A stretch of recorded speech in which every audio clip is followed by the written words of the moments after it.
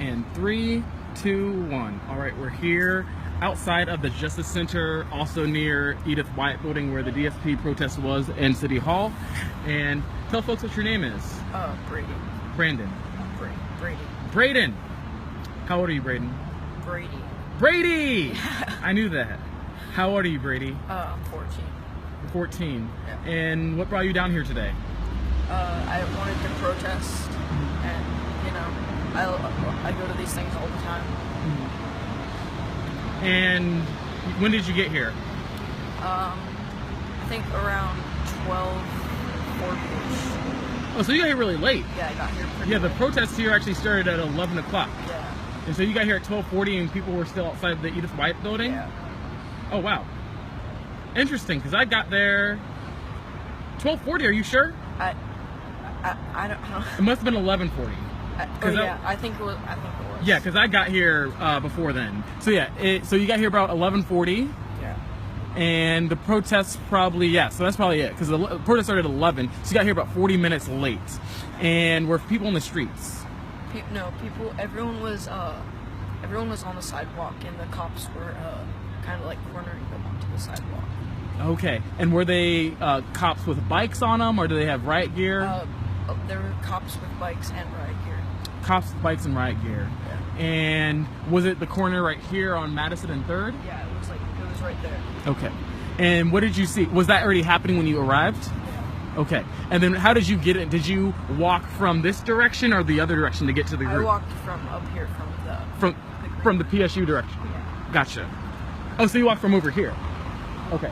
So you walked over here, and how long were you there until the police came for you? Say probably maybe an hour.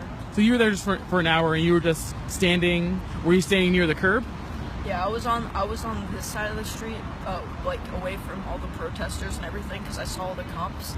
You were not even with the group. Yeah, at first, and then I saw Emil, and I walked over there. Oh, so you saw your friend that you know. Yeah. And Emil is 16? 16, okay.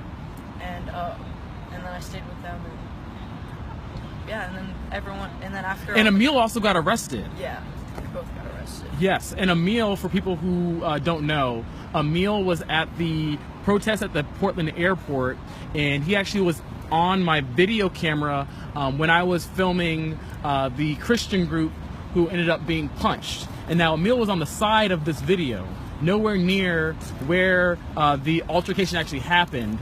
But Portland police, which you probably saw earlier, I was just recording Emil before I was talking to Brady here, and Emil actually was forcibly removed from his class at PCC. During his class, 16-year-old kid, taken out of class, taken down to the central precinct.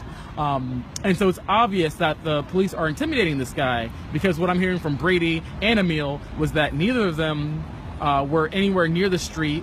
Actually, Brady here showed up late to the protest after people had already left the street, were on the sidewalk. And what happened after they arrested you? They took me up to a cell where I sat with Emil and another person who got shot by the police. Shot pepper bullet? Yeah, I think pepper bullet, yeah. Yeah, and we waited there for a while, and then Emil got out, and they like questioned him and everything. Mm-hmm. Then I got out, And what did they say to you? they were telling me like. I remember when they first grabbed me, they were like, "Do you think this is cool?" And like, they kept trying to like make me think like they were like, your friends, or were you with your friends? And I was like, yeah, they were holding the sign with me. And they're like, you know how they just left you, and like trying to like make me turn on them, I guess. Mm-hmm. Yeah, they were like telling me how I'm uneducated, I don't know anything, and like just go home and like play Xbox or something. Yeah, like just being extremely unfair. Told me if I were to go back to any of the protests again, that I'd be arrested. I wouldn't be able to get out. Say that again? They told me if I went to any of the protests again today, that they would arrest me and I wouldn't be able to get out. And are you afraid? Yeah, I don't want to go back to any of the protests right now. I'd really like to. I'd really like to continue doing what I came to do, and I can't, like, I don't want to get arrested again.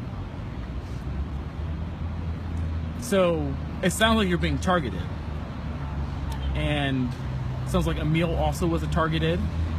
And what happens now? What do you feel like? Do you feel like you can come protest? Not today. Not today, but in the future, because the ACLU, which we have some legal observers here from the ACLU, they've been very vocal, both on social media, doing press conferences, saying that Portland police are out here chilling people and chilling people's desire to exercise their constitutional rights. Do you feel like you have been affected in that way? Yeah, I do. Yeah. Well, Brady, I'm glad you're here. And I saw Brady. I was walking towards City Hall, and I saw Brady leaving the Justice Center, and we got him a sandwich from Jimmy John's. So he's feeling a little happier. I'm sure you're really scared. This was your first time being arrested. Yeah, I'm sure you're very scared. Fortunately, it's just a citation. We've got lawyers to come take care of you. So yeah, please send good thoughts to Brady. He is a trooper out here, and we got to make sure that he feels protected, because he should not feel like he can't come out and exercise his constitutional rights. So that's our update for now. You want to say goodbye, Brady? Bye. Such outspoken activist. Alrighty. Have a good night, folks, or good day, folks.